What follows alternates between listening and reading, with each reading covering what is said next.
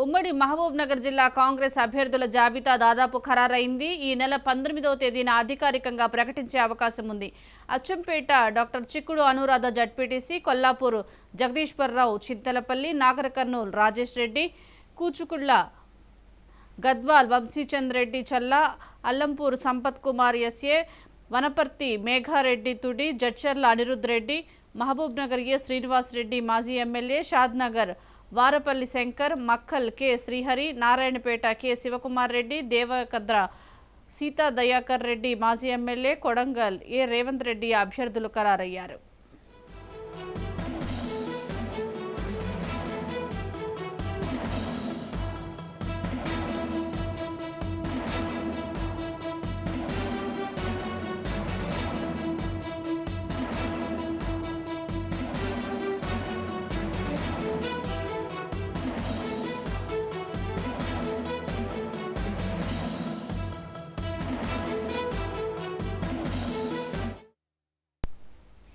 ఉమ్మడి మహబూబ్ నగర్ జిల్లా కాంగ్రెస్ అభ్యర్థుల జాబితా దాదాపు ఖరారైంది. ఈ నెల 19వ తేదీన అధికారికంగా ప్రకటించే అవకాశం ఉంది. దీనికి సంబంధించి పూర్తి సమాచారం మా ప్రతినిధి సాగర్ అందిస్తారు. సాగర్, చెప్పండి, కాంగ్రెస్ అభ్యర్థుల జాబితా దాదాపు ఖరారైనట్లుగా తెలుస్తోంది. పూర్తి అప్డేట్స్ ఏంటి? రైట్ సుజాత, ఉమ్మడి మహబూబ్ నగర్ జిల్లా వ్యాప్తంగా కూడా కాంగ్రెస్ పార్టీ అభ్యర్థుల జాబితా అయితే సిద్ధమైందనే చెప్పుకోవచ్చు. ఉమ్మడి మహబూబ్ నగర్ జిల్లా వ్యాప్తంగా కూడా 14 నియోజకవర్గాలు ఉన్నాయి. అయితే 14 గాను ఏ అభ్యర్థికి ఎక్కువ శాతం ప్రజల్లో మద్దతు ఉందో కొన్ని సర్వేల ఆధారంగా కూడా అభ్యర్థులను ఎంపిక చేసే ప్రక్రియ అయితే కాంగ్రెస్ ప్రారంభించింది. అయితే ఇదే విషయానికి సంబంధించి ఈ నెల 19వ తేదీన స్క్రీనింగ్ కమిటీ సమావేశం కూడా జరగబోతుంది. ఈ స్క్రీనింగ్ కమిటీ సమావేశంలో కూడా అభ్యర్థులను అయితే ఎంపిక చేసి నియోజకవర్గ స్థాయి నుండి చాలా వరకు కూడా అభ్యర్థనలు వచ్చినా కూడా అందులో ఎవరినో ఒక్కరిని ఫైనల్ చేసి సెంట్రల్ స్క్రీనింగ్ కమిటీకి పంపించే అవకాశం ఉంది. అయితే దాదాపుగా ఇప్పటికే కొన్ని సర్వేల ఆధారంగా అయితే కూడా 14 నియోజకవర్గాలకు గాను 14 నియోజకవర్గాలకు సంబంధించిన కాంగ్రెస్ పార్టీ ఎమ్మెల్యే అభ్యర్థులను అయితే ఖరారు చేసినట్టుగా దాదాపుగా అయితే తెలుస్తుంది.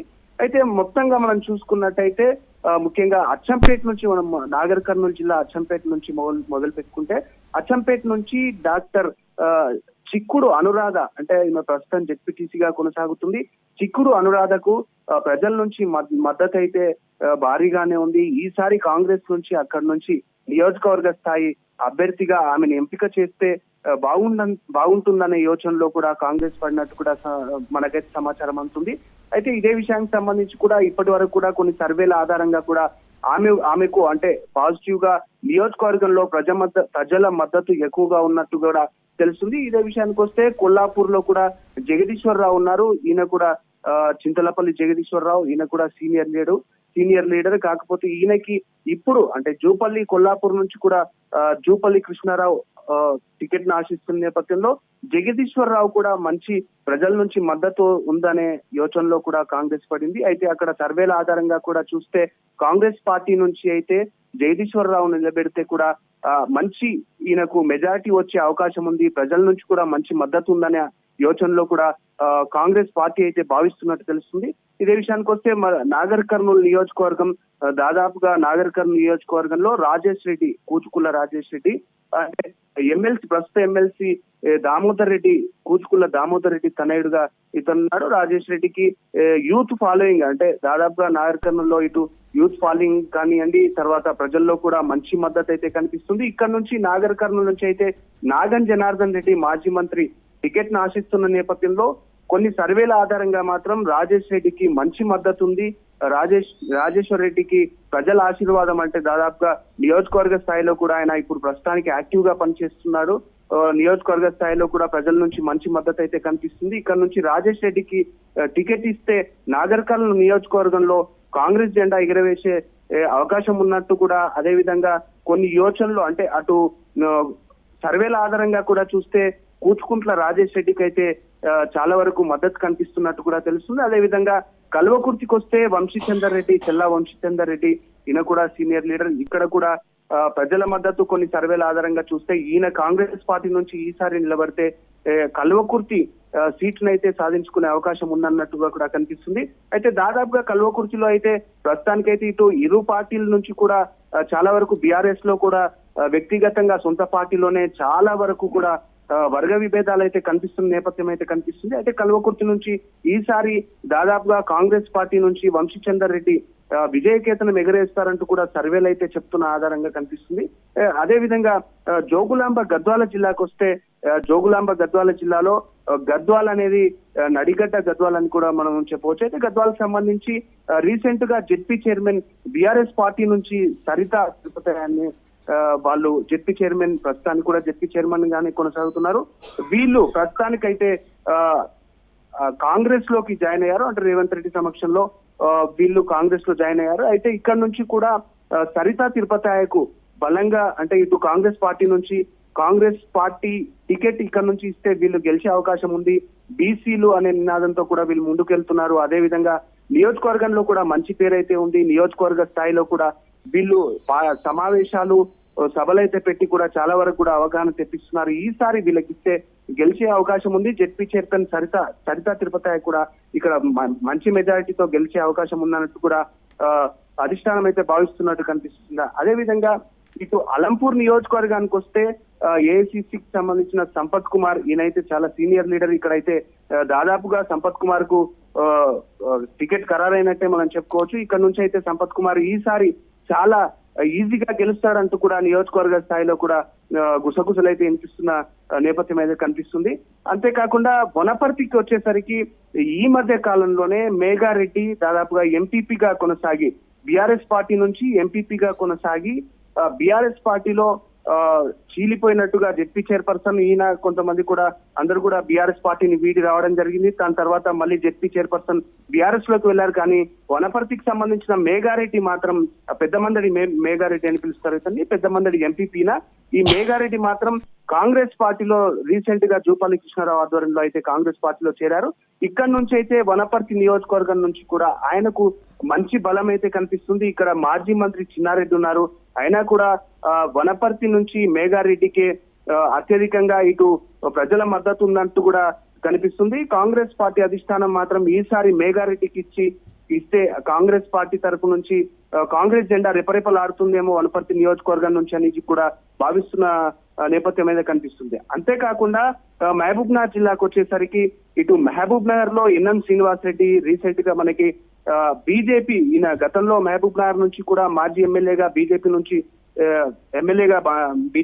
గెలిచారు. అయితే ఈయన బీజేపీ సస్పెన్షన్ వేటు వేసిన తర్వాత ఎన్ఎం శ్రీనివాస్ రెడ్డి వచ్చేసి మహబూబ్ నగర్ నుంచి మనకి కాంగ్రెస్ లో చేరే యోచనలో అయితే ఉన్నారు. ఇక్కడ ఆయన కాంగ్రెస్ లో చేరితే మాత్రం కాంగ్రెస్ నుంచి ఈయనకు గట్టిగా అంటే ఎవరికి ఇక్కడ ఉన్న గట్టి పోటీ అయితే ఎవరికి లేదు. కాకపోతే ఈయన ఒక్కడే ఇక్కడ సీటు కేటాయించే అవకాశం అయితే ఉంది. ఇక్కడ ఈయనకు ప్రజల్లో కూడా మంచి మద్దతు ఉంది. మహబూబ్ నగర్ నుంచి ఈయన ఈసారి అంటే మినిస్టర్ అంటే ఇక్కడ ఉన్న బీఆర్ఎస్ పార్టీకి సంబంధించి ఇది మంత్రి నియోజకవర్గం కాబట్టి ఇక్కడ నుంచి గట్టి పోటీ ఉండాలనే యోచనలో కాంగ్రెస్ పార్టీ శ్రీనివాస్ రెడ్డిని ఎన్ఎం శ్రీనివాస్ రెడ్డి గట్టి పోటీ ఇస్తాడనే యోచనలో ఉన్నారు. అయితే ఈయనకే దాదాపుగా టికెట్ కన్ఫర్మ్ చేసే యోచనలో అయితే అధిష్టానం ఉంది. ఇక్కడ నుంచి కూడా మహబూబ్ నగర్ నుంచి శ్రీనివాస్ రెడ్డికి కాంగ్రెస్ తరపు నుంచి ఇటు మంచి మద్దతు అయితే ఉంది. ప్రజల్లో కూడా మంచి మద్దతు అయితే కనిపిస్తుంది. అదే విధంగా జడ్చర్ల నియోజకవర్గానికి వస్తే దాదాపుగా ఇక్కడ నుంచి అయితే 2-3 ఆశావాళ్ళు అయితే టికెట్ అయితే ఆశిస్తున్నారు. కాకపోతే ప్రజా ప్రస్థాన యాత్ర పాదయాత్ర అంటూ కూడా అనిరుద్ రెడ్డి గత కొన్ని రోజులుగా పాదయాత్ర చేస్తున్నారు. అనిరుద్ రెడ్డికి ఇక్కడ నుంచి అంటే ప్రజల్లో కూడా మంచి మద్దతు అయితే కనిపిస్తుంది. అనిరుద్ రెడ్డి పాదయాత్ర ద్వారా కూడా ప్రజా సమస్యలను అయితే చాలా వరకు తెలుసుకుంటున్నారు. ఈయనకి ఇక్కడ అనిరుద్ రెడ్డికి టికెట్ కేటాయిస్తే జడ్చర్ల నుంచి కూడా మాజీ మంత్రి అయిన లక్ష్మారెడ్డి టీఆర్ఎస్ నుంచి ఉన్నారు. తర్వాత ఎర్రశేఖర్ కూడా కాంగ్రెస్ నుంచి టికెట్ ఆశిస్తున్నారు. కానీ అనిరుద్ రెడ్డికి ప్రజల్లో మంచి మద్దతు ఉంది. తర్వాత యూత్ కాంగ్రెస్ తరఫున తర్వాత లోకల్ ఉన్న యూత్ అంతా కూడా ఈయనకు అట్రాక్ట్ అయ్యి చాలా వరకు కూడా మంచి ప్రజల నుంచి మంచి స్పందన వస్తుందనే విధంగా కాంగ్రెస్ పార్టీ అయితే ఆలోచనలో అయితే పడ్డది. ఇక్కడ నుంచి అయితే జడ్చర్ల నుంచి అనిరుద్ రెడ్డికి ఇచ్చే అవకాశం అయితే కనిపిస్తుంది.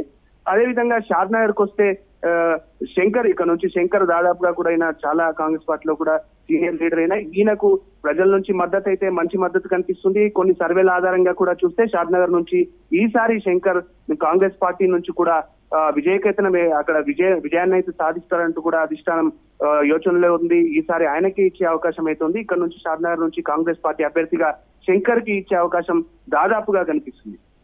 ఇదే విషయానికి వస్తే దాదాపుగా నారాయణపేట జిల్లాకు వస్తే ఇటు నారాయణపేటలో మాత్రం శివకుమార్ రెడ్డి అయితే ఉన్నారు. చాలా వరకు కూడా ఇక్కడ ఆశావాళ్ళు ఉన్నా కూడా కానీ శివకుమార్ రెడ్డికి అయితే ప్రజల నుంచి అయితే మంచి స్పందన ఉంది. కొన్ని సర్వేల ఆధారంగా కూడా ఇతనికి చాలా వరకు కూడా మద్దతు అయితే కనిపిస్తుంది. శివకుమార్ రెడ్డికి ఇప్పటి వరకు కూడా కాంగ్రెస్ పార్టీ నుంచి కూడా చాలా వరకు ఆయన పాదయాత్రలు కానివ్వండి, ప్రజల్లో ఒక కలిసికట్టుగా తిరగడం, ఇటువంటి ఈ యోచనలో చూస్తే చాలా వరకు కూడా ఆయనకు మంచి మద్దతే కనిపిస్తుంది. ఇక్కడ నుంచి అయితే ఈసారి శివకుమార్ రెడ్డికి ఇచ్చే అవకాశం ఉంది. తర్వాత మక్తల్కి వస్తే శ్రీహరి, ఈయన వచ్చే వాకిటి శ్రీహరి, ఈయన దాదాపుగా కూడా సీనియర్ లీడర్. ఇక్కడ నుంచి ఈయనకి మక్తల్ నుంచి కొద్దిగా పోటీ అటు ఇటు తక్కువగా ఉన్నా కూడా ఈసారి ఈయనకి ఇక్కడ నుంచి ఆశావాళ్ళు ఉన్నా కూడా శ్రీహరికి మాత్రం ప్రజల నుంచి మంచి మద్దతు అయితే ఉంది. ఈసారి ఈయనకి ఇస్తే కంపల్సరీ కూడా ఇక్కడ విజయకేతనం ఎగరేస్తారంటూ కూడా ఇటు కాంగ్రెస్ పార్టీ కొన్ని సర్వేల ఆధారంగా కూడా ఈ లిస్ట్ అంతా విడుదల చేసింది. ఇప్పుడు ఈ లిస్ట్ అంతా కూడా చక్కర్లు కొడుతున్న పరిస్థితి కనిపిస్తుంది. శ్రీహరి ఇక్కడ నుంచి గెలిచే అవకాశం అయితే కనిపిస్తుంది. మొత్తానికైతే ఇక్కడ అభ్యర్థిని ప్రకటించే యోచనలో శ్రీహరికే వచ్చే అవకాశం కూడా కనిపిస్తుంది. దాదాపుగా మనం దేవరకద్ర నియోజకవర్గానికి వస్తే కూడా దేవరకద్ర నియోజకవర్గంలో అయితే టీడీపీలో కొనసాగిన ఎమ్మెల్యే సీతా దయాకర్ రెడ్డి వీళ్ళు దాదాపుగా దయాకర్ రెడ్డి ఈ మధ్య కాలంలోనే మరణానికి అయితే గురయ్యారు. అయితే వాళ్ళ మిసెస్ ఎవరైతే సీత ఉన్నారో సీతా దయాకర్ రెడ్డికి సంబంధించి వీళ్ళు గతంలో కూడా టీడీపీ నుంచి ఎమ్మెల్యేగా ఇక్కడ కొనసాగారు. ప్రజల్లో వరకు చాలా వరకు ఇప్పటి వరకు వాళ్ళు 10 సంవత్సరాల పాటు కూడా సీతా దయాకర్ రెడ్డి రాజకీయాలకు కొంచెం దూరంగానే ఉన్నారు. కాంగ్రెస్ పార్టీ కండువా కప్పుకోవడానికి, ఎందుకంటే రేవంత్ రెడ్డి సమక్షంలో కాంగ్రెస్ పార్టీ కండువా అయితే కప్పుకున్నారు ఈ మధ్య కాలంలోనే. ఈమెకి ఇక్కడ నుంచి అయితే దేవరకద్ర నుంచి మంచి స్పందన అయితే ఉంది. గతంలో కూడా ఉన్న చాలా వరకు క్యాడర్ కూడా ఈమె వెంటే వచ్చే అవకాశం ఉంది. చాలా వరకు కూడా సీతా దయాకర్ రెడ్డికి టికెట్ కేటాయిస్తే దేవరకద్ర కూడా కాంగ్రెస్ కే దక్కుతుందన్న యోచనలో అయితే అధిష్టానం అయితే ఉంది. అయితే దాదాపుగా కొడంగల్కి వచ్చేసి రేవంత్ రెడ్డి మనం చెప్పాల్సిన అవసరం లేదు. ఇప్పుడున్న ప్రెసిడెంట్ ఆయనకు అక్కడ ఎటు గెలుస్తాడన్నట్టు కాంగ్రెస్ పార్టీ కూడా చేస్తున్న పరిస్థితి. మొత్తానికైతే ఉమ్మడి మహబూబ్నగర్ జిల్లా వ్యాప్తంగా కూడా 14 నియోజకవర్గాలకైతే స్క్రీనింగ్ కమిటీ ఈ నెల 19వ తేదీన ఎంపిక చేసే విధంగా వీళ్ళు ఇక్కడ నుంచి ఎంపిక చేసిన తర్వాత సెంట్రల్ స్క్రీనింగ్ కమిటీకి పంపించి దాదాపుగా ఇదే లిస్టు ఫైనల్ అయ్యే అవకాశాలు కూడా ఉన్నాయి. అయితే కొన్ని సర్వేల ఆధారంగానే ఈ లిస్ట్ అయితే బయటకు వచ్చింది. ఇప్పుడు ప్రస్తుతానికైతే ఈ లిస్ట్ అయితే చెక్కర్లు కొడుతున్న పరిస్థితి అయితే కనిపిస్తుంది. సుజాత, ఇదే లిస్టు ఫైనల్ అనుకోవచ్చా, మళ్ళీ మార్పులు చేర్పులు ఉండే అవకాశం ఉందంటారా సాగర్? దాదాపుగా ఈ లిస్ట్ అయితే సర్వేల ఆధారంగా చూస్తే ఈ లిస్ట్ అయితే ఫైనల్ అనే అనుకోవచ్చు. కాకపోతే కాంగ్రెస్ అధిష్టానానికి సంబంధించి ఎటువంటి నిర్ణయాలు తీసుకుంటారనేది మనం మున్ముందు చూడాల్సిన అవసరం అయితే ఉంది. మొత్తానికైతే నియోజకవర్గ స్థాయిగా చూస్తే 14 నియోజకవర్గాలకు సంబంధించి కూడా వీళ్ళ లిస్టు ఫైనల్ అయ్యే అవకాశం ఉంది. వీళ్ళకు ప్రజల నుంచి మద్దతు ఉందనే యోచనలో కూడా సర్వేలు గట్టిగా చెప్తున్నట్టు కూడా తెలుస్తుంది. Sujatha, right, thank you Sagar.